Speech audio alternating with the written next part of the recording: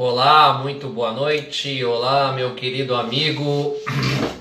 Olá, minha querida amiga do Instagram, meu querido amigo do Facebook. Muito boa noite. Olá, meu querido irmão em Cristo. Meu querido amigo que assiste no Facebook, no YouTube, melhor dizendo. Muito boa noite. Que a graça de Deus, que a paz e o amor de Cristo estejam sempre conosco, meus irmãos. Estamos chegando aí 8 horas 1 minuto do dia 7 de abril de 2021, em mais uma quarta-feira, em mais um encontro aí que, com a graça de Deus, estamos aqui novamente para falar um pouquinho do Evangelho de Cristo, falar um pouquinho das boas novas do Senhor Jesus, falar um pouquinho das Escrituras. Estamos aqui, meus irmãos. Hoje é a 80ª live, 80ª oportunidade, live de número 80, número redondo hoje para comemorar. Então Deus, através da sua graça, nos tem permitido aí, todas as quartas-feiras, estarmos falando um pouquinho de temas aí concernentes à palavra de Deus. E aos sábados, como os irmãos já sabem, eu faço um devocional lá, que estamos lá em Atos 15, é o próximo. No último sábado eu não pude fazer, mas no próximo, se Deus quiser, estarei fazendo novamente. Então, meus queridos, estamos chegando aí mais uma vez, nessa quarta-feira, lembrando aí os amigos que quiserem comentar alguma coisa na transmissão, seja no Facebook, seja no Instagram, fiquem à vontade, podem concordar, podem discordar, se quiserem compartilhar a live também, fiquem à vontade, aqui é uma live democrática. E também lembrando que após a transmissão ao vivo, fica no meu perfil no Facebook, fica lá no IGTV do Instagram. Eu coloco o vídeo da live na íntegra no YouTube, no canal O Evangelho Segundo o Evangelho. Também quem quiser pode assistir lá. Meus irmãos, então, cumprimentando mais uma vez os queridos irmãos em Cristo, que a graça de Deus, que a paz e o amor do Senhor Jesus estejam sempre conosco, meus irmãos. Então, meus queridos, hoje, live de número 80, eu até tinha planejado aí outro tema, mas nos últimos dias aí, nos noticiários e nas redes sociais, surgiu um tema aí que meio que atropelou, vamos dizer assim, um tema recorrente e um tema que vale a pena nós nos debruçarmos um pouco, discutirmos e falarmos desse tema, sempre à luz do Evangelho, sempre à luz da palavra de Deus. Não, aqui eu não estou para exprimir as minhas opiniões ou a opinião de quem quer que seja. Eu procuro embasar o que eu vou falar aqui em passagens bíblicas, em interpretação dos textos bíblicos. É isso que eu procuro fazer. Eu apenas sou um instrumento modesto aqui para levar a palavra do Senhor à frente. Então, meus irmãos, a discussão que surgiu nos últimos dias aí,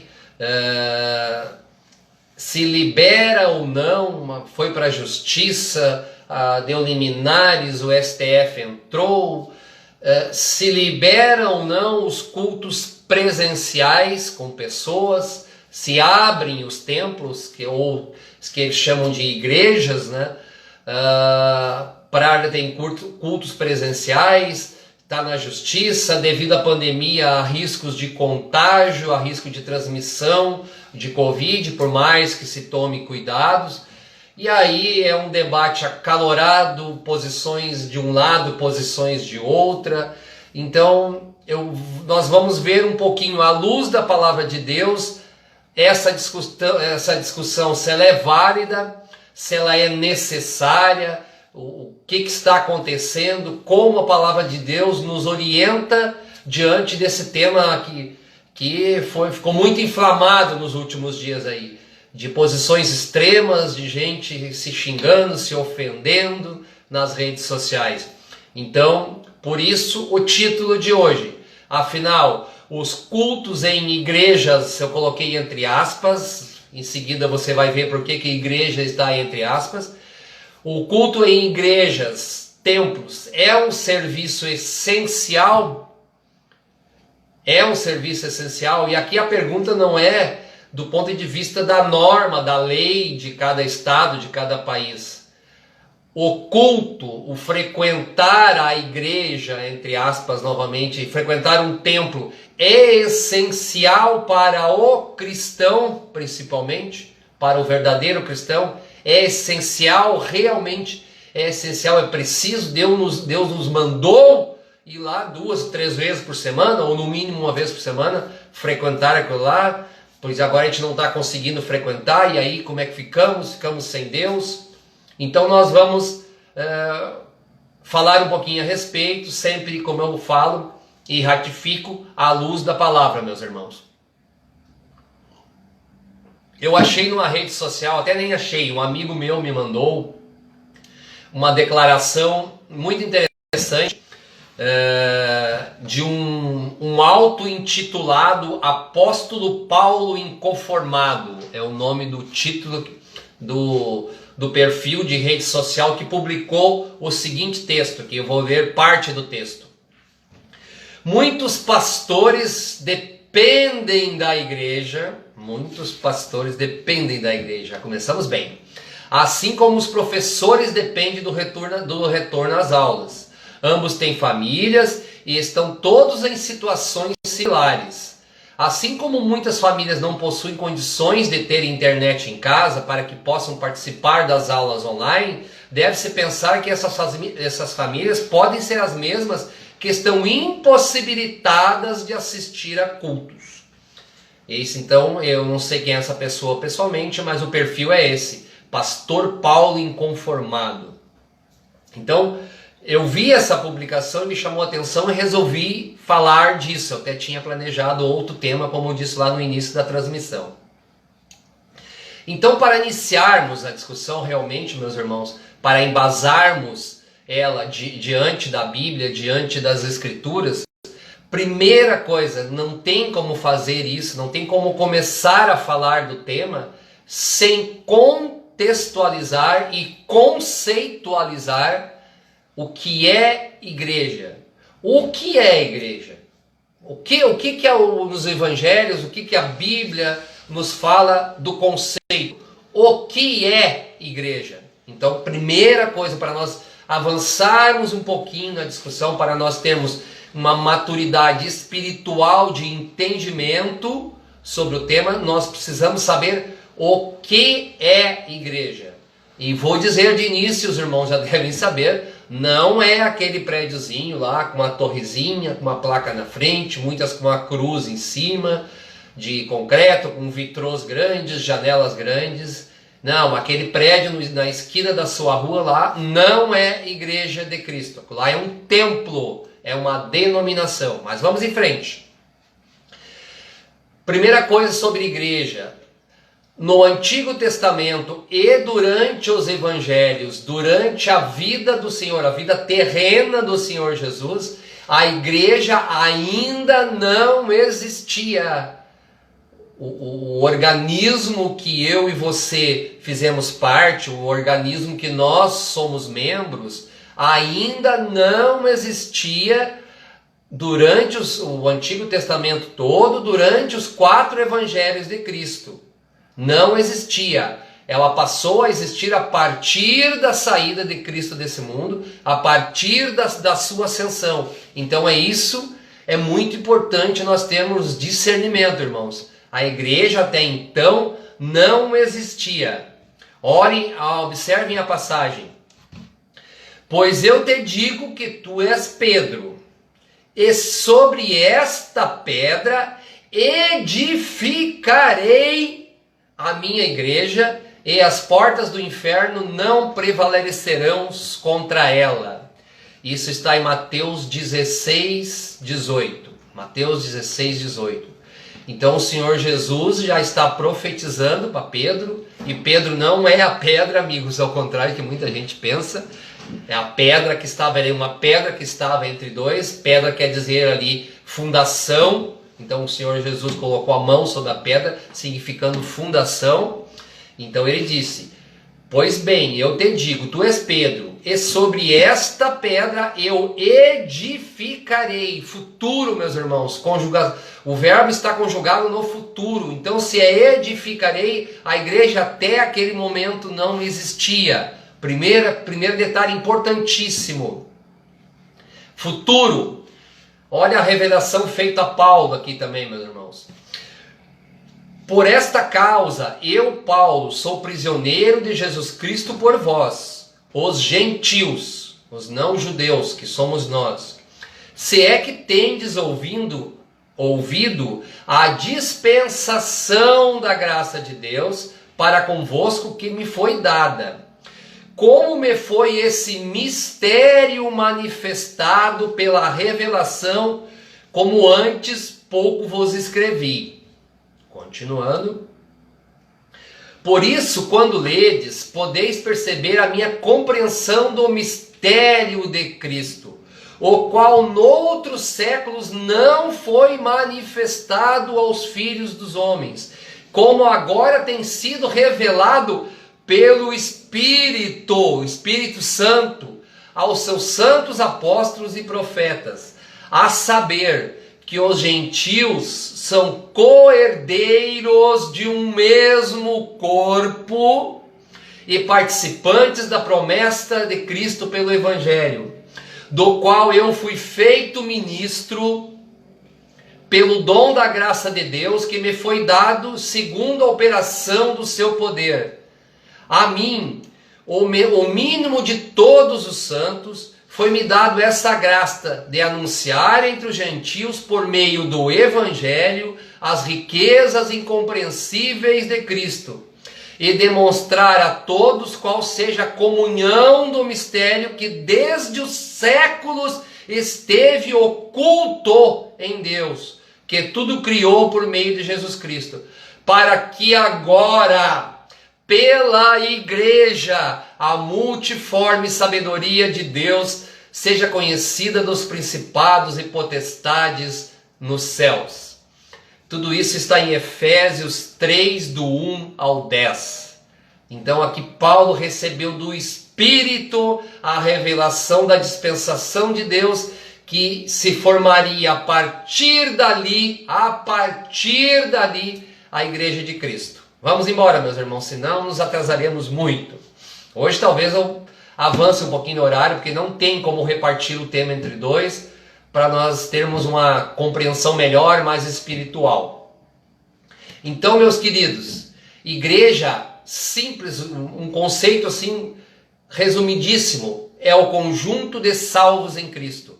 Igreja é esse o conceito. O conjunto das pessoas que realmente de coração creram no Senhor Jesus como seu único e suficiente Salvador e receberam dele o Espírito Santo e foram selados pelo Espírito Santo. Isto é o único e correto conceito de igreja segundo as Escrituras, segundo a Bíblia. Outros conceitos que são diferentes desses ou opostos foram criados por homens. Na Bíblia, esse é o conceito. E basta uma leitura rasa nos evangelhos, na Bíblia, nas Escrituras, que nós chegaremos a essa conclusão. Ela é única. Outra verdade, meus irmãos, que a gente precisa saber para contextualizar a igreja. Ela passou a existir a partir da saída do Senhor Jesus desse mundo, e ela é única. Só existe uma noiva para um noivo. O noivo que é Cristo, o Senhor Jesus, que fala em várias passagens nas Escrituras. O noivo é um, e o noivo não pode ter muitas noivas. O noivo tem uma noiva só. Por isso que a igreja do Senhor Jesus é única. Ele é único e a igreja também é única. E ela é um grande corpo da qual eu e você e todos que cremos em Cristo fazemos partes e somos membros, meus irmãos. Olha o que diz a passagem. há um só corpo, um só Espírito, como também fosse chamado em uma só esperança da vossa vocação.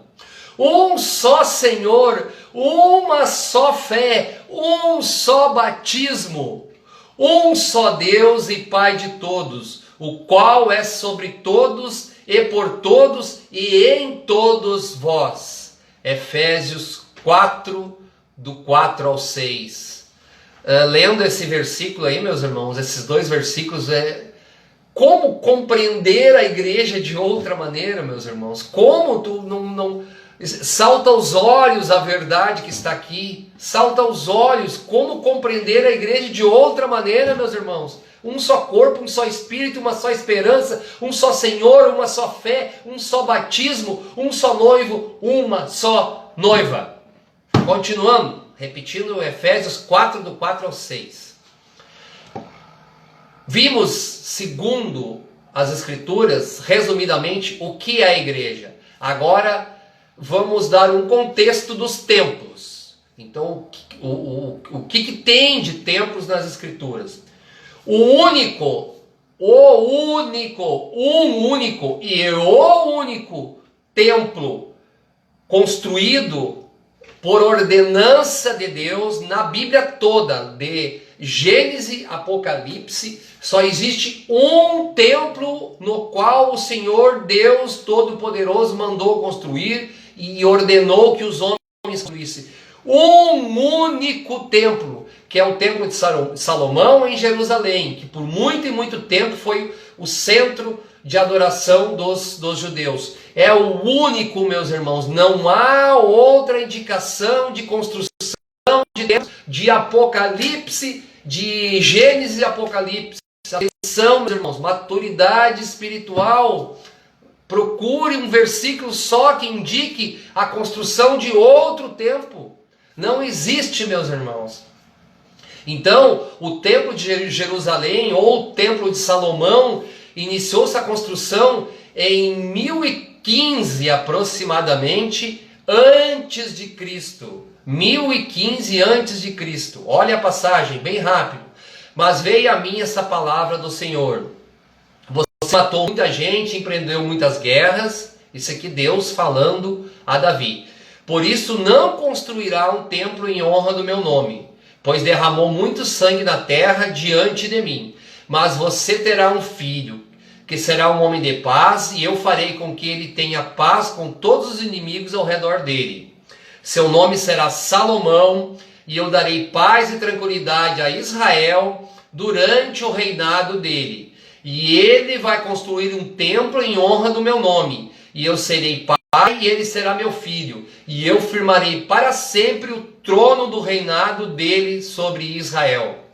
1 Crônicas 22, do 8 ao 10. Aqui é a única sinalização de Deus para que o homem, para que os judeus lá 1000 anos antes de Cristo construíssem um templo. Então, meus irmãos, de lá para cá e principalmente a partir do Senhor Jesus, acabou o congregar em templos. Não tem uma vírgula, não tem um versículo, não tem uma passagem, não tem nada, não tem uma palavra que indique que os cristãos, que a igreja devam congregar em templos. Não tem nada, meus irmãos. Não tem nada. A igreja, conforme o conceito que eu dei há pouco, não é um templo. Ela não está limitada a um lugar físico, a um lugar de paredes, de concreto. Não, aquilo ali não é igreja, aquilo é um templo criado pelo homem, meus queridos. Olha a passagem. Tendo partido Paulo e Barnabé, não pequena discussão e contenda contra ele, resolveu-se que Paulo e Barnabé e alguns deles subissem a Jerusalém aos apóstolos e aos anciãos sobre aquela questão.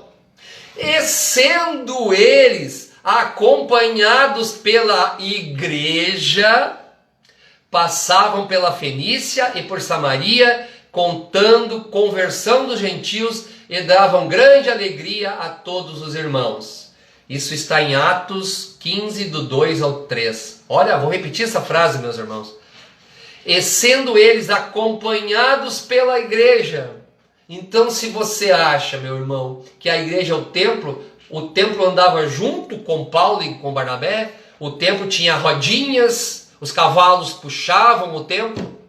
Se o templo é a igreja, aqui está dizendo, a igreja eram pessoas, as pessoas que tinham sido chamadas por Cristo. A igreja era e é aqueles que o Senhor Jesus chamou para si, tirou do mundo, deu-lhes o selo do Espírito Santo. Isto é igreja. Continuando, então, meus irmãos, desde a partida do Senhor Jesus, lá em Atos 2, que descreve a formação da igreja, até aproximadamente o ano 300, 320, em 324 mais especificamente, quando Constantino, o imperador romano, assumiu o poder de Roma, até lá, até essa data, não existia, não tinha nada na construção de 0 templos. 0, 0, 0, meus irmãos. Então o que aconteceu? Roma perseguia os judeus ferozmente, matava, tirava as feras, crianças, famílias, esposas, mulheres, matava os cristãos. A Roma perseguia e resumidamente, tá, a história. Mas o cristianismo não parava de crescer, ele crescia assim exponencialmente. E aí um certo imperador lá, Constantino, assumiu o poder de Roma e viu que o cristianismo não parava de crescer. Ele teve uma sacada e ele alegou que ele saiu para uma batalha, e aí Cristo apareceu numa visão para ele dizendo que ele ia vencer a batalha. Ele era um imperador romano. E aí ele disse que a partir daquele momento, com aquela visão, que Roma não perseguiria mais os cristãos, e o oposto, que o cristianismo seria a religião oficial de Roma. Então, tudo mudou a partir dali. Então, a partir de Constantino, começou-se toda a estrutura que nós temos hoje. A partir de Constantino, que foi o fundador da Igreja Católica Apostólica Romana, praticamente, o primeiro sacerdote supremo na Terra, que se autodeclarou. A partir dali que começou-se a construir templos, congregar em templos, começou-se a dar uma estrutura para a igreja, com líderes, com hierarquias, com cargos, com toda a coisa que nós conhecemos hoje. Não só na Igreja Romana, não só na Igreja Católica, mas na Igreja Reformada, na Igreja Evangélica como um todo. Até então, meus queridos, não existia essa coisa, instituição, não existia congregar em templos. Olhem a passagem, e Jesus, clamando outra vez com grande voz, rendeu o Espírito. Eis que o véu do templo se rasgou em 2, de alto a baixo. Tremeu a terra, fenderam-se as pedras, e abriu-se os sepulcros, e muitos corpos dos santos que dormiam foram ressuscitados. Mateus 27, 50 ao 52. Então, a partir da morte calvínica de Cristo na cruz, meus irmãos, rasgou-se o véu que ficava lá nos Santos dos Santos, dentro do templo, rasgou-se. O que significa isso? Nós não temos mais separação. Eu e você, como membros da Igreja de Cristo, não temos mais nada que nos separe de Deus e do próprio Cristo. Nós não precisamos, o templo não nos separa mais, o pastor, o padre, qualquer outro cargo, nada mais nos separa, meus irmãos. Nós temos acesso livre e direto e imediato a Cristo, a Deus, a sua palavra, ao seu evangelho. É isso que está dizendo. O véu que nos separava rasgou-se de cima a baixo, de alto a baixo. Repetindo Mateus 27, 50 e 52. Então, meus irmãos, a obra de Cristo está consumada. Não há mais véu, não há mais nada que fazer, não há necessidades mais a não ser do próprio Cristo.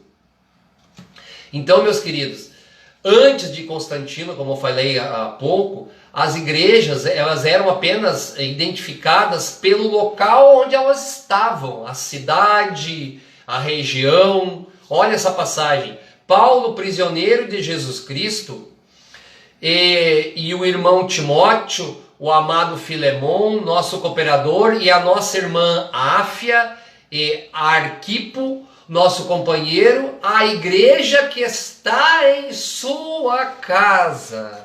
Paulo está escrevendo uma epístola, uma carta, para a igreja que estava reunida em sua casa, meus queridos. Ele se reunia na casa de um, de outro, quem tinha uma casa maior, às vezes eram poucas pessoas na casa menor, na rua, debaixo de uma árvore, na beira de um rio, onde fosse possível, a igreja se reunia. Nunca, absolutamente nunca, em templos. Isso está em Romano 16, aliás, Filemon, primeiro do 1 ao 2. Filemon 1, do versículo 1 ao 2. Olha a outra passagem. Saudai também a igreja que está em sua casa. Saudai a Epéteno, meu amado, que é as primícias da Ásia em Cristo. Romanos 16, 15. Saudai também a igreja que está em sua casa. Oh, meu Deus. Então, meus queridos, eu não quero ser pretensioso que eu vou falar agora, mas eu acho importante falar, e eu estou falando, não é eu, Edson, que está falando e que vou falar agora e que vou afirmar isso. É as Escrituras, é a palavra de Deus que fala, é o Evangelho que fala. Meu irmão, se você sente saudade, se você tem abstinência de templos, de ir nos templos, dos cultos dos templos, do pastor, do bispo, do padre, do presbítero, do papa, de qualquer coisa dessa, de todo esse ritual, esse processo ritualístico, se você tem abstinência, se você não pode viver sem isso, me perdoe, irmão, mas talvez você tenha a percepção que Cristo não é suficiente na sua vida. Pode parecer meio duro, meu irmão, pode parecer meio duro nós escutarmos isso, mas se nós não tivermos essa percepção que somente Cristo é suficiente, não precisa nada além de Cristo, meus irmãos, não precisa nada além do Evangelho de Cristo. Então, se a pessoa não pode viver sem isso, sem que eu falei agora, templos, líderes, processos, rituais, pode ser um sintoma muito, muito provável de que ela não vê suficiência na obra de Cristo na sua vida. Ela está achando que precisa de Cristo e algo mais, quando nós sabemos que Cristo é mais do que suficiente em nossa vida. Vamos lá, meus queridos, vai atrasar um pouquinho, mas eu não posso repartir essa live em dois. Vamos embora. Olha essa passagem. Não sabeis vós que sois o templo de Deus e que o Espírito habita em vós? Se alguém destruir o templo de Deus, Deus o destruirá, porque o templo de Deus que sois vós é santo. 1 Coríntios 3, 16 ao 17.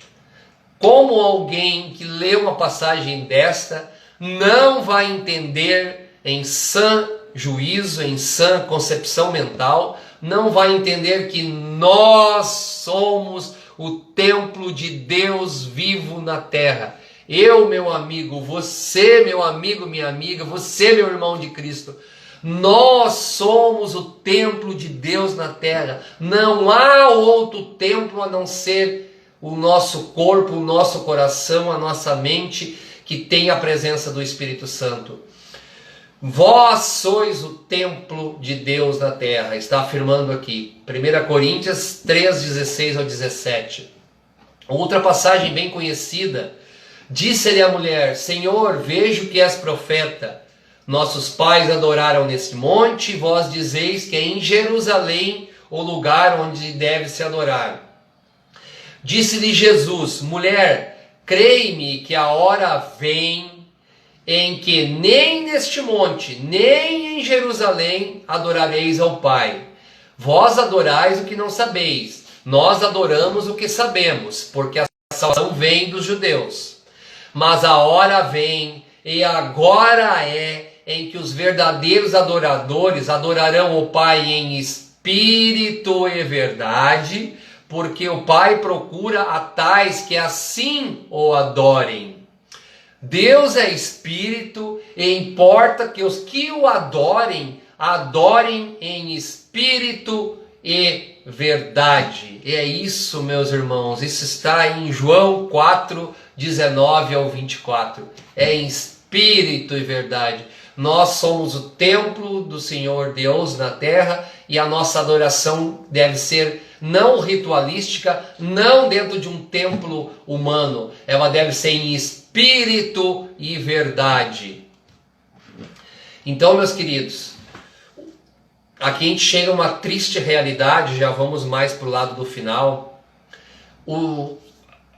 Quem tanto insiste para que os templos abram, pressões políticas, bancada evangélica nem vale a pena falar desse título, bancada evangélica fazendo pressão lá em Brasília, líderes evangélicos, líderes das maiores denominações evangélicas do Brasil fazendo pressão para que libere e ignore a pandemia, para que os irmãos se reúnem, peguem bastante Covid, coisa parecida. A triste constatação, meus irmãos, que a gente faz, e não é difícil chegar a essa constatação, é que mexeu no lado financeiro, meus queridos. Porque quem se manifesta não são os membros, não é a membresia comum, não é lá o pobrezinho. Quem está gritando aos sete ventos para reabrir os templos, mesmo com o risco da pandemia, é os líderes, é aqueles que viram a sua renda gigante que entra diariamente, viram diminuir, quase secar os dízimos, as ofertas, para manterem os seus jatinhos, as suas mansões, os seus templos caríssimos, suntuosos, a sua vida de rico, o poder da sua instituição diminuiu muito, porque se não tem cultos, cobrar o dízimo através da maquininha, do Pix, ou de transferência bancária, ou de coisa parecida, ficou muito mais difícil. Então a renda dos cães gulosos, desses que só querem enriquecer, e a maioria só quer enriquecer, diminuiu muito, meus irmãos. Então essa liderança se viu abalada, eles estão apavorados, eles querem que o culto reabra, eles querem que o templo reabra, independente se vai oferecer riscos de saúde aos seus membros, eles querem que o templo reabra para eles voltarem a faturar, meus irmãos. Esse é o maior interesse. Infelizmente é triste nós dizermos isso, mas qualquer pessoa que não precisa nem se aprofundar muito no tema vai constatar essa realidade. Infelizmente vai constatar essa realidade. Quase lá então, meus irmãos, terminando, 8 horas e 34 minutos. Para completar, tá, um amigo meu aí, meu irmão aí em Cristo, André, lá de Charqueadas, André Silveira, mandou-me um cartaz que ele pegou não sei da onde, e um cartaz, um panfleto, meus irmãos, estava assim, abre aspas, no panfleto escrito, abre aspas, minha igreja, minha casa, fecha aspas. Aí num pouco maior, no centro do cartaz, abre aspas, hashtag, quero minha igreja aberta, eu apoio essa luta, fecha aspas. Esse era o cartaz, meus irmãos. Não tem muito... Sim, tem tanta coisa para comentar desse cartaz, mas eu não sei nem para onde começar. Mas eu vou assim, me ater a dois detalhes assim, que chocam um cristão, qualquer cristão, sobre isso, sobre essa convocação aí, minha igreja, minha casa, quero minha igreja aberta, eu apoio essa luta. Começar a primeira frase, minha igreja, minha casa, minha igreja. Então essa pessoa que distribuiu esse cartaz, ou que confeccionou esse cartaz, esse panfleto, ele tem uma igreja que é só dele. Aí, meus irmãos, eu pergunto agora, de tudo que nós falamos hoje, a igreja não é de Cristo? Será que não? Será que nós não somos apenas membros da igreja, fazendo parte da igreja? Eu não tenho uma igreja. Cristo tem uma igreja. Eu sou um membro da igreja de Cristo. Eu sou um membro do corpo de Cristo. Como assim? Eu não posso falar minha igreja, isso aí é infantil. Para não dizer algo pior que infantil. Minha igreja, minha casa. Nenhum de nós tem igreja. A segunda frase, meus irmãos. Quero a minha igreja aberta. Eu apoio essa luta. Se ele está lutando para que ela esteja aberta, significa que ela está fechada. E aí, piorou, meus irmãos. Piorou, meu amigo. Quer dizer, então, que homens fecharam uma igreja. Se a igreja é de Cristo, se a igreja é de Cristo, o Criador do universo, foi lá um prefeito, um secretário, um governador, um presidente, um ministro e fechou a igreja que era do Criador do universo. Um reles homem, uma autoridade terrena, um prefeito da sua cidade, foi lá e fechou a igreja que era de Cristo. Não, meu irmão, não, isso é uma imaturidade espiritual que não tem nem como colocar em palavras, meus irmãos. Como um reles homem mortal vai fechar a igreja do Senhor Todo-Poderoso, do Senhor Jesus? Como? Isso prova que fecharam-se, foi templos, meus irmãos. A igreja de Cristo nenhum homem fecha, absolutamente nenhum homem fecha. Olha o que diz a passagem, eu li antes e vou lê-la de novo. Pois também eu te digo que tu és Pedro, e sob essa pedra edificarei a minha igreja. E as portas do inferno não prevalecerão sobre ela. Mateus 16, 18. Se nem as portas do reino de Satanás prevalecem sobre a igreja, não conseguem fechar as portas da igreja, você acha que o seu prefeito conseguiria fechar a igreja de Cristo? Então o que ele fechou foi aquele pequeno templo, ou aquele médio, ou aquele grande da sua cidade, um prédiozinho lá com a porta. Foi isso que foi fechado, meu irmão. A igreja de Cristo, homem nenhum fecha, nem Satanás e as portas do inferno prevalecerão contra ela. Está aqui em Mateus 16, 18. Então, ao vermos uma convocação dessa, isso aqui provavelmente tenha sido feito por alguma liderança evangélica ou até católica, eu não sei a autoria, mas é de uma infantilidade espiritual, de um desconhecimento do evangelho que assusta, que apavora, meus irmãos, infelizmente, apavora. Continuando aqui, meus irmãos, as últimas duas passagens, e depois encerraremos. Porventura o cálice da bênção que abençoamos não é a comunhão do sangue de Cristo? O pão que partimos não é porventura a comunhão do corpo de Cristo? Porque nós, sendo muitos, somos um só pão e um só corpo, porque todos participamos do mesmo pão. 1 Coríntios 10, 16 a 17. Eu poderia falar aqui uma noite toda desse versículo, mas ele é tão claro, ele traz tanta verdade a nós que não tem muito o que falar, meus queridos. E por fim, finalizando mesmo, 8 horas e 40 minutos. Eis que estou à porta e bato. Se alguém ouvir a minha voz, abrir a porta, entrarei na sua casa e com ele cearei e ele comigo. Apocalipse 3:20. Então, meus irmãos, é isso. Eis que estou à porta e bato. O Senhor Jesus está falando. A porta do templo, ou é a porta da nossa casa, ou é a porta do meu coração, ou é a porta do meu entendimento, do meu cérebro, da minha alma, do meu espírito, da minha consciência. É aqui que o Senhor Jesus está batendo a porta. É na nossa casa, é no meu coração, é na minha mente. E se ele entrar e eu abrir para ele, ele diz que ceará comigo e eu e ele e mais irmãos que tomaram essa decisão, seremos igreja. E se o templo está fechado, o templo lá de tijolos, se a autoridade fechou, abriu, deixou de fechar, para nós não interessa. Nós já somos a igreja de Cristo, nós já fomos selados com o Espírito Santo, nós já nos tornamos membros dele e ele assim o quis.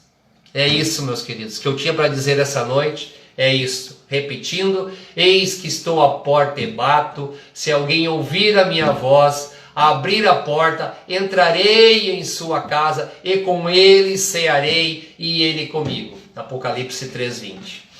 Meus queridos, muito obrigado por quem for assistir aí nos meus perfis, lá daqui a pouquinho estará no YouTube também o vídeo na íntegra. Agradeço a todos a atenção. Que tenha uma ótima noite de quarta-feira, que Deus abençoe a vida de todos, que Deus abençoe a semana de todos que está aí decorrendo. Que a graça de Deus, que a paz e o amor de Cristo estejam sempre conosco. Obrigado e boa noite.